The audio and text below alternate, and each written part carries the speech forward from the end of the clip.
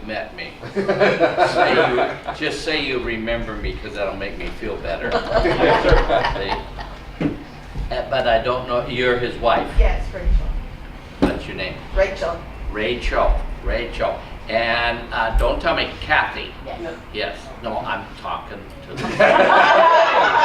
Watch the finger. And I've seen you a lot of times before upstairs, but I don't know your name. Who are you talking to? Me? I'm looking at You didn't give me the finger. Jeez, Bob's are all the same. What's your name? Deborah. Devorah. Deborah. Okay, that's an interesting name. My wife's name, Nelda. That's an interesting name too. You don't find it very often. And Vicky. Yeah. Yes, but I don't know you. She talks kind of quiet, doesn't she? Yeah. No, Missy. not really. No, she doesn't. She doesn't. Missy? Misty. Misty? Misty. Oh, so you don't have to cry about it. She's quiet right now. That's a good name, Misty. That's a very good name. I like that. Okay, so a little bit of background on this is, you know, if we go like to the 600s BC, that's the time of Jeremiah. Right. And Jeremiah got stuck with Israel and Jerusalem during this time period, and it was a mess. It was a mess. Israel had a great king, probably maybe alongside of David, the greatest king Israel ever had. His name was Josiah, a wonderful, wonderful man who died heroically defending Israel. And then he was followed by his sons, who were all terrible. Terrible. They were dumb, they were immoral, they were godless, they made arrogant, stupid decisions, and there was no spiritual leadership in Jerusalem other than the prophets. And Jeremiah was hugely outnumbered by the people who had forsaken God. In fact, in Jeremiah, that's where God says, I'm going to divorce you. You're that bad. You're so bad, I'm going to divorce you. But then, of course, our God, what does he do? But he says, but I'll take you back if you repent, you know. He's so good. He's just so good. And so that got so bad that God lifted his covering off of Jerusalem, and Babylon attacked Jerusalem, actually 3 times.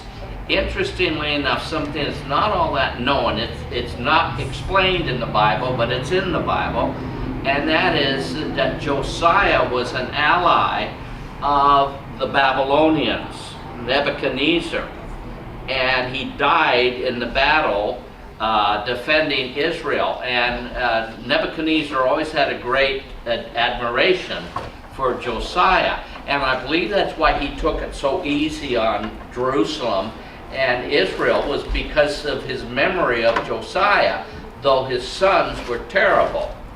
And 3 times, Babylon would attack Jerusalem and Israel, win, and they'd put restrictions on Jerusalem and Israel, but they would leave them with a decent amount of freedom, which is unusual. That's another reason why you say, well, why would he treat Israel differently than he treated the other countries? And I believe it had to be because of his relationship with Josiah. And every time he would leave Israel, the kings would misbehave again, badly. And then he'd come back and he'd thump them really good again and reduce their freedom and what they could do. And then he'd leave them, and then they'd misbehave again, and then it's the 3rd time that he came that he actually leveled Jerusalem. Tore down the city, tore down the walls, took the temple to the absolute platform of its foundation. You couldn't even figure out where most of the streets were in Jerusalem. It was that absolutely destructed. And they carried off, all 3 times they carried off. This is when Daniel got carried off earlier, like after the first war. and Ezekiel about the same time, both of them going back to Babylon. But it's the third time, which is 586, not something you need to remember unless you're, you know, a date person, which I am, that Jerusalem is torn down and everybody is taken off. The only people they don't take off are the people who are old or decrepit or have no particular skills. So that bunch of the population stayed there. But you want to know where to go with that? There's a bathroom back I know here. there is, but I didn't know if he just puts tap water in this. Yeah. Yeah. Use the sink though, not the. Oh, darn. We're gonna be drinking this stuff, you know. I'm sorry, excuse me. I straighten out people sometimes, they don't. Anyway, so this is kind of the situation. And the prophecy in Jeremiah, we should do something. Is it I kosher was now? gonna say 15 minutes, we're gonna come back and check on you. It was just the soap. However, you're not coming back with your crap. Because the sink is too short. Oh, I see, can't get it in there. The toilet's not deep enough. I know it isn't yet, you should have thought of that. Okay, anyway, going back to what I was talking about before, is that the prophecy is in Jeremiah that I'm going to take you into captivity for 70 years. And in fact, he makes Ezekiel lie down and not move for 390 days to demonstrate the 390 years of sin that Israel had been in. Well, they'd been in this period of independence. They lasted longer than this, but they had been in this period of independence about 480 years, this period. And so 480 years, and God calculates 390 of them, they were bad. Okay, see, not a whole lot of good days, right? And so that's what happens here, and Israel's no more, and Jerusalem is no more. And so for 70 years, by the way, there's a calculation I'm going to do in Ezekiel, just to tell you the result of the calculation. Is that God puts them in captivity for 70 years. That's the number of years, that's the number of jubilees that they owed God. Now, do any of you know what a jubilee is? How many of you have heard that? You've heard of a jubilee. It's a command that God put on Israel to keep Israel from becoming like a monarchy or like a feudal state where the rich have almost everything and the 90% of the poor have practically nothing. God never wanted Israel to be like that. And so he says, you're going to do these things so the rich don't get richer and the poor don't get poorer. Every 7 years, you have to free up the servant that's had to sell themselves into you. You have to free them up and send them home, and send them home with presents. And then after the 49, every 49 years, on the 50th year, you have the year of Jubilee. Every 7th year was the Sabbath year. You let your servants go free. Every 50 years, you give them back the land.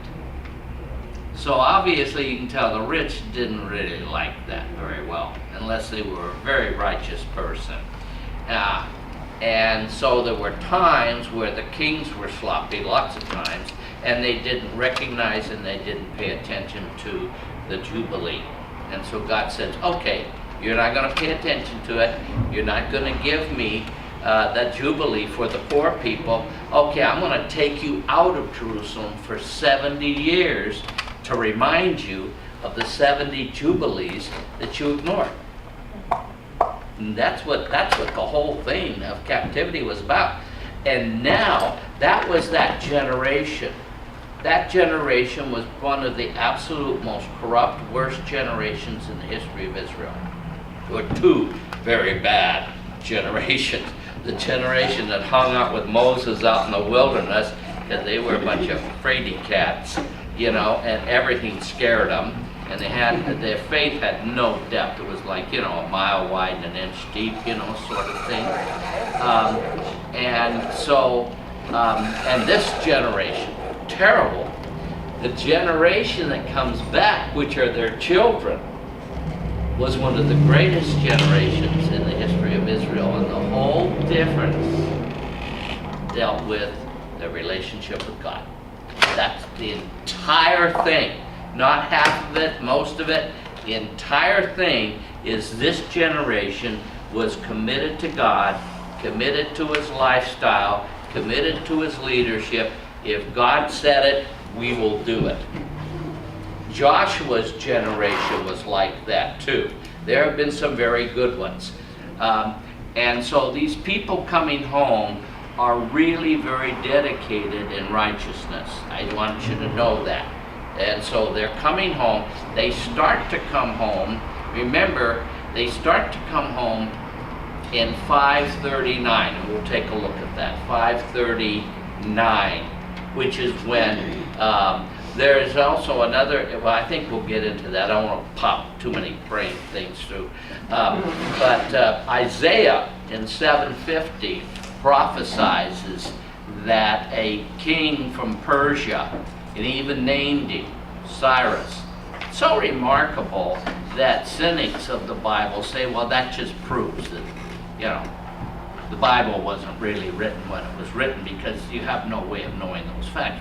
Well, you have no way of knowing those facts naturally, but our God is supernatural. And he talked to the people, and he talked to the prophets, and those prophets knew what was going on. And yes, Isaiah, 180 years before this other guy is even born, prophesies that from Persia there will come a king named Cyrus, and he will free the people. And of course, in Isaiah's time, they hadn't gone anywhere. So you say, free us from what?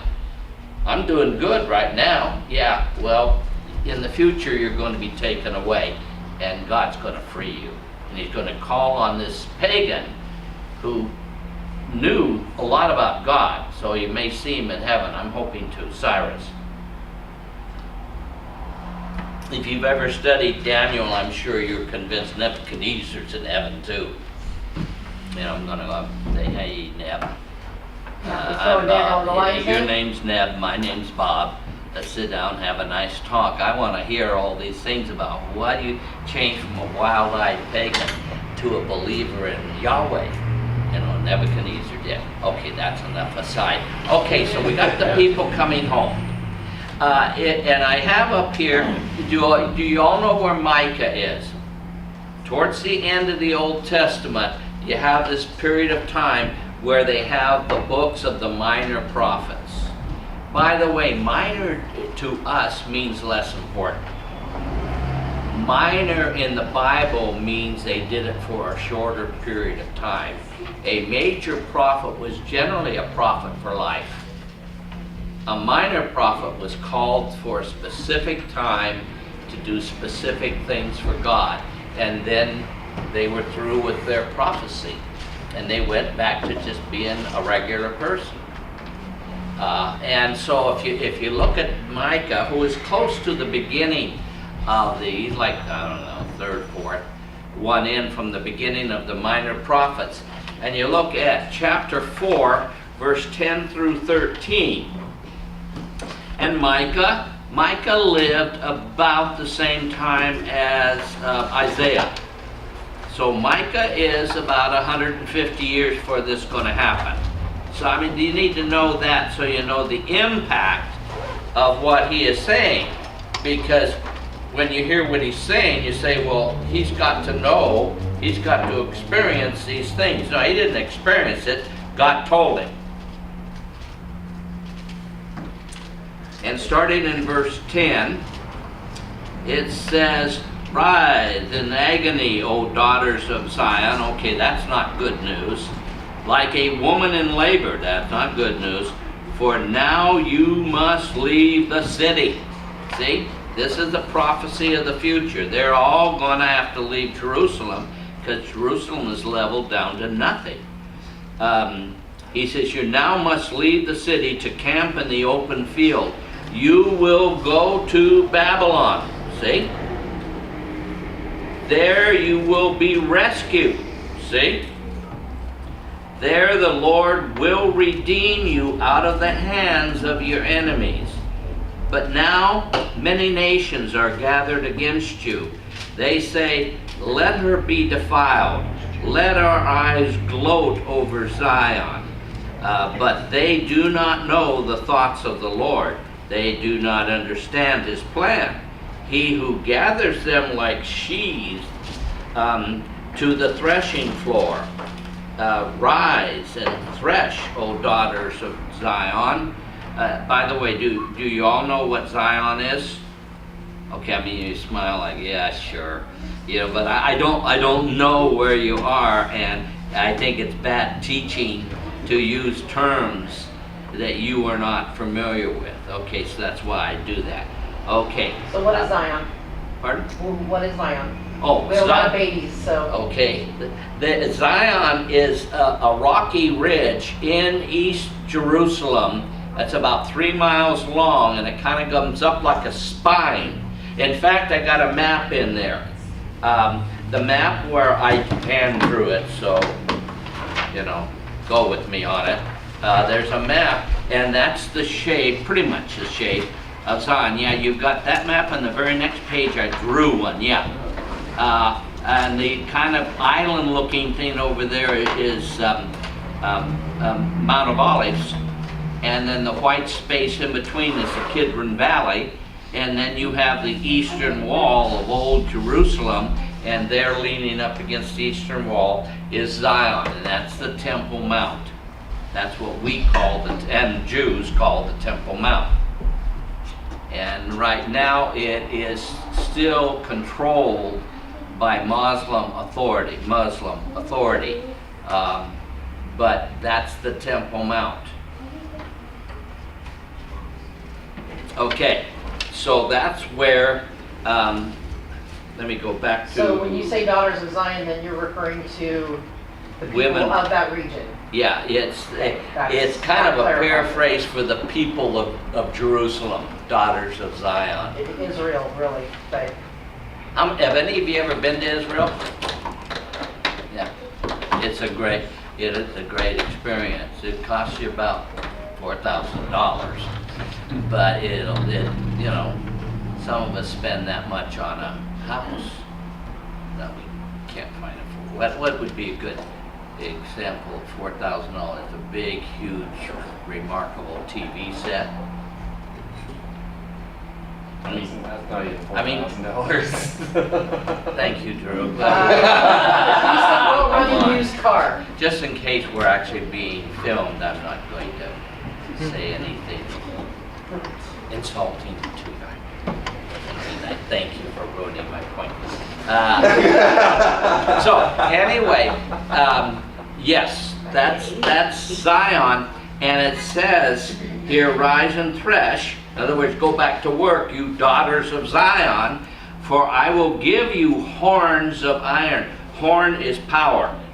So in other words, he's basically telling them, I'm going to make you powerful. Don't worry about it.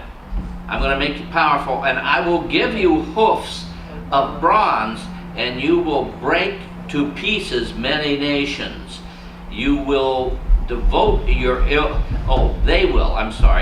will devote their ill-gotten gains to the Lord, their wealth to the Lord of all the earth. And sure enough, Babylon sends them, not only lets them go home, they're now Persian control. Not only, but Cyrus, the Persian king, says, oh, by the way, people of Persia, these Jews are going to be knocking at your door, and give them stuff.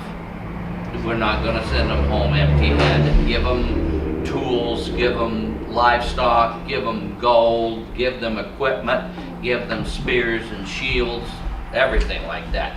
And so they go home with quite a little bit of stuff, thanks to the generosity of Cyrus. Okay, now I have it here under B, Isaiah. You can look those two scriptures up and you will find that they mention Cyrus by name.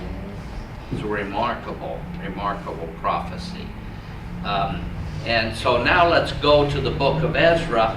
Ezra and Nehemiah are two of the only books, and well, also Esther, that are out of chronological order. I have no answer for why in the world that is, but actually Ezra and Nehemiah, that should be placed up there past Jeremiah, are back before Psalms. And so let's go to Ezra, which is the first of the two books.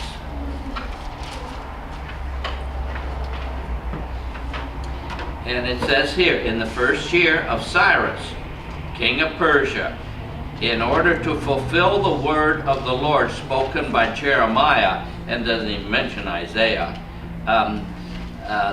the Lord moved the heart of Cyrus, the king of Persia, to make a proclamation throughout his realm and to put it in writing.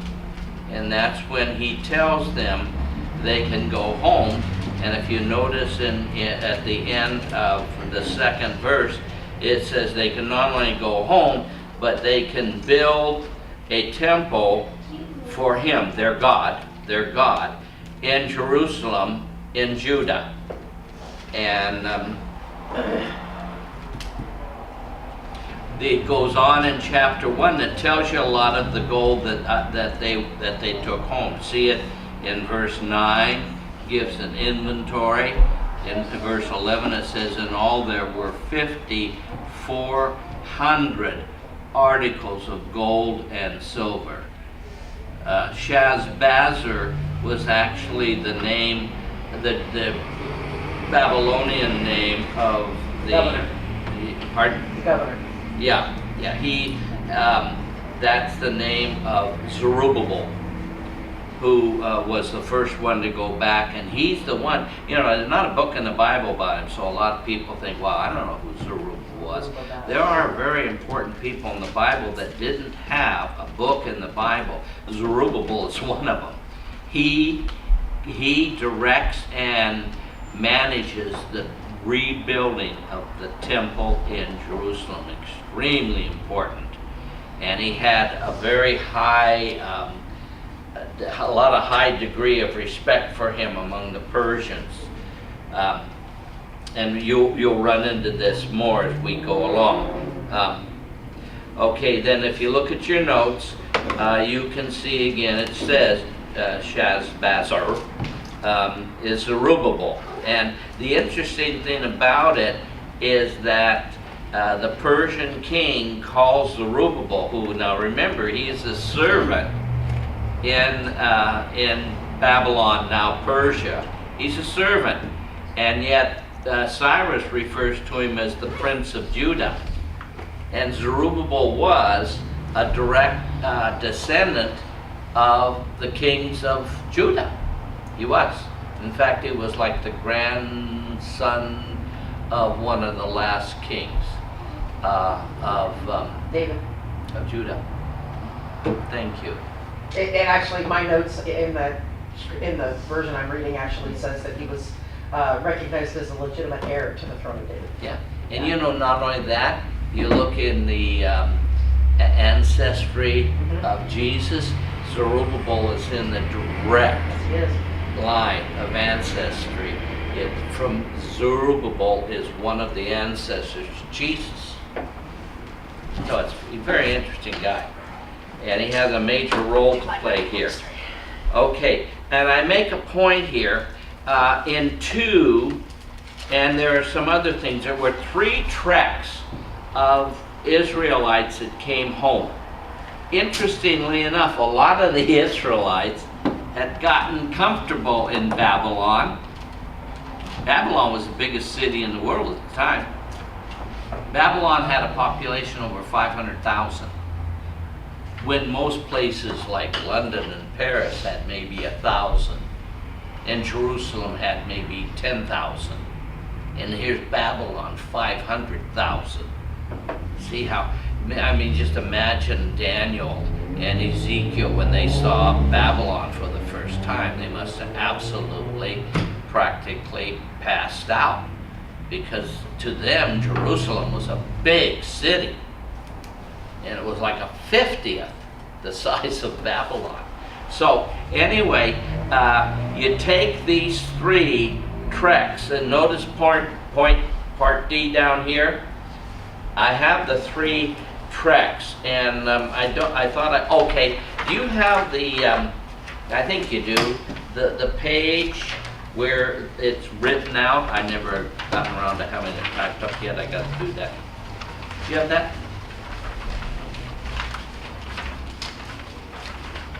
Evidently not. Okay.